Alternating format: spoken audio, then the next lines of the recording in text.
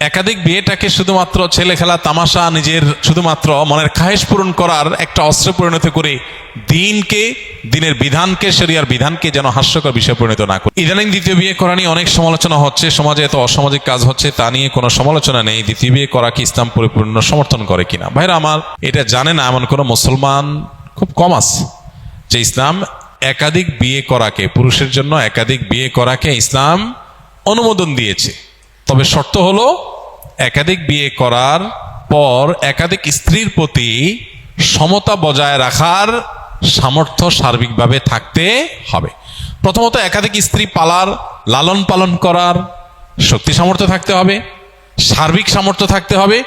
দ্বিতীয়ত, সামর্থ্য থাকলেই হবে না, ইনসাফ করার সামর্থ্য থাকতে হবে। আল্লাহ বলেছেন, ফাইন খিফতুম আল্লাহ তা'দিলু ফাওয়াহিদা, যার এ আশঙ্কা হয় যে না একাধিক স্ত্রী হয়ে গেলে একজনের প্রতি ঝুঁকে যাব, আরেকজনের খবর নেব না, আরেকজনের প্রতি বৈষম্য হয়ে যাবে, জুলুম হয়ে যাবে, ভরণ পোষণ দিতে গিয়ে একজনকে বাড়াই দিবে আরেকজনকে দেব না, এরকম যদি আমার ভিতরে কোনো একটা সাইডে ঝুঁকে পড়ার আশঙ্কা থাকে, বৈষম্য করার আশঙ্কা থাকে, ফাওয়াহিদা, তাহলে তার জন্য একটির বেশি করা তার জন্য জায়েজ নাই।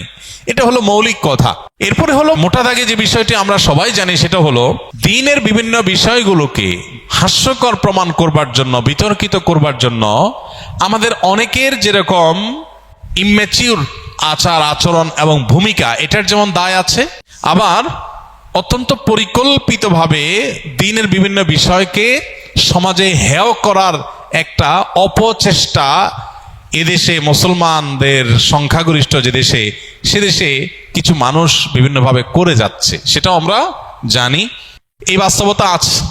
একটা সময়, আজ থেকে আপনি 30 বছর 40 বছর আগের বাংলাদেশের বাস্তবতা যদি দেখেন, তো একাধিক বিয়ের ঘটনা গ্রামে গঞ্জে শহরে অহরহ হয়েছে। অনেক বড় বড় গুরুত্বপূর্ণ ব্যক্তি, দুনিয়াদার ব্যক্তি, সাধারণ শিক্ষিত মানুষজন, তাদের মধ্যে ব্যাপকভাবে বা অনেক বেশি পরিমাণে ছিল। সেটা নিয়ে সমাজে কোনো উচ্চবাচ্য হয় নাই এবং ব্যত্যয় সেরকম দেখা যায়নি। এখন একাধিক বিয়ে করে একজন স্ত্রীকে নিয়ে পড়ে থাকা, আরেকজনের খোঁজখবর না নেওয়া, এরকম বৈষম্যমূলক অনাচার যেরকম হচ্ছে, এটা যেমন সত্য, আবার এটাকে কালার করার জন্য তিলরে তাল বানিয়ে রংচং মেখে এটাকে প্রচার করার একটা অপচেষ্টাও আছে। আমাদের সতর্ক থাকতে হবে, আমাদেরকে দায়িত্বশীল আচরণ করতে হবে।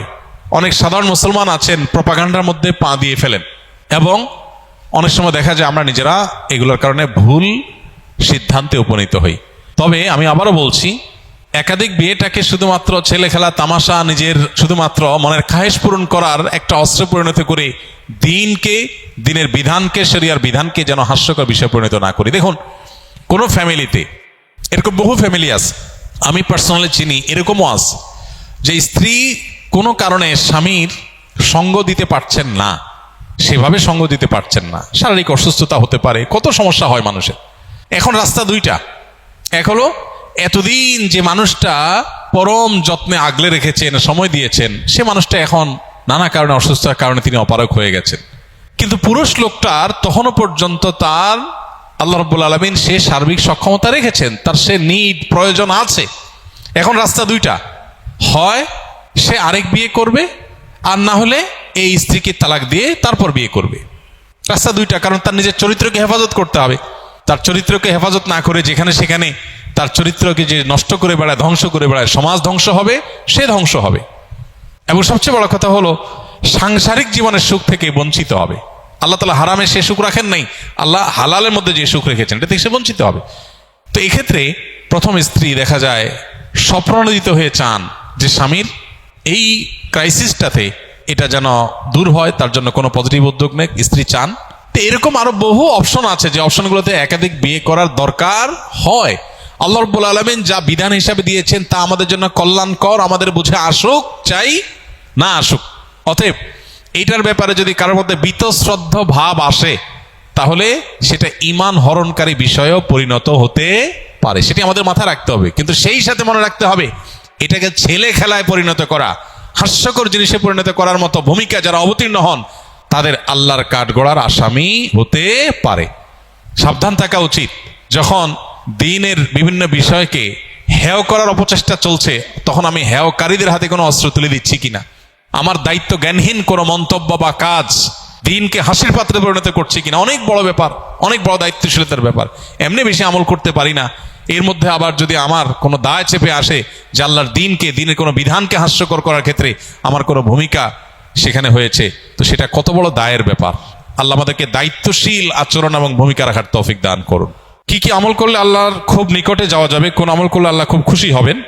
ভাই, যে আমলগুলো করলে আল্লাহর সবচেয়ে নিকটে যাওয়া যাবে, এর মধ্যে সবচেয়ে বড় আমলটা হলো সিজদা। নবী আলাইহিস সালাম বলেছেন, আকরাবু মা ইয়াকুনুল আবদু মির রাব্বিহি ওয়া সাজিদ, বান্দা আল্লাহর সবচেয়ে নিকটে যেতে পারে সিজদারত অবস্থায়। এজন্য সিজদার আমলটা আমাদের বেশি থেকে বেশি করা উচিত। সিজদার মাধ্যমে আল্লাহর সবচেয়ে কাছাকাছি যাওয়া যাবে। আপনি যদি চান আল্লাহর খুব কাছে গিয়ে কিছু বলতে, তাহলে সিজদা দিয়ে আল্লাহর কাছে দোয়া করেন, বেশি করে নফল নামাজে। এটা হলো আল্লাহর সবচেয়ে কাছে যাওয়ার সবচেয়ে বড় মাধ্যম। আর কোন আমল করলে আল্লাহ খুব বেশি খুশি হন বা সবচেয়ে বেশি খুশি হন, এটা আসলে আপেক্ষিক। নবী করিম সাল্লাল্লাহু আলাইহি সাল্লামকে একই প্রশ্ন করা হলে তিনি কাউকে বলেছেন আউয়াল ওয়াক্তে নামাজ পড়া, কাউকে বলেছেন যে আমল নিয়মিত করা হয় সেটা সবচেয়ে আল্লাহর প্রিয় আমল। তো এটা আপেক্ষিক। কারোর যদি কোনো আমলের অভাব থাকে, ত্রুটি থাকে, তার ওই ত্রুটিটা পূরণ করাটাই আল্লাহর কাছে প্রিয়। কারণ নামাজটা মাশাআল্লাহ শুরুর ওয়াক্তে পড়েন উনি, কিন্তু আমলের কোনো কন্টিনিউশন নাই, তাহলে সে ব্যক্তি কন্টিনিউয়াসলি কোনো আমল করবে, এটা তার কাছে তার জন্য বেশি গুরুত্বপূর্ণ। আল্লাহ এতে বেশি খুশি হবেন। কারোর হয়তো মাশাআল্লাহ নামাজ ভালো আছে, এটা ভালো আছে, কিন্তু সালাম দেওয়ার অভ্যাস নাই, তো সেই সালামের অভ্যাসটা বেশি করবে। আর এর বাইরে আল্লাহর পছন্দনীয় কাজের তালিকা, এটা নিয়ে আমাদের একটা ভিডিও আছে ইউটিউবে, সেটা দেখতে পারেন। সেখানে আমরা কোরআনে এবং হাদিসে ইন্নাল্লাহা ইউহিব্বু বলে যে সমস্ত, এই শিরোনামে যে সমস্ত আমলের কথা বলা আছে, আল্লাহ তাআলা অমুককে পছন্দ করেন, অমুক কাজ পছন্দ করেন, এই তালিকাটাকে নিয়ে আমরা একটা বক্তব্য দিয়েছি, সেটা ইউটিউবে আছে। সেটা ফলো করলে, অনুসরণ করলে আল্লাহর ভালোবাসার, আল্লাহর পছন্দের আমলগুলোর তালিকা আপনি জানতে পারবেন।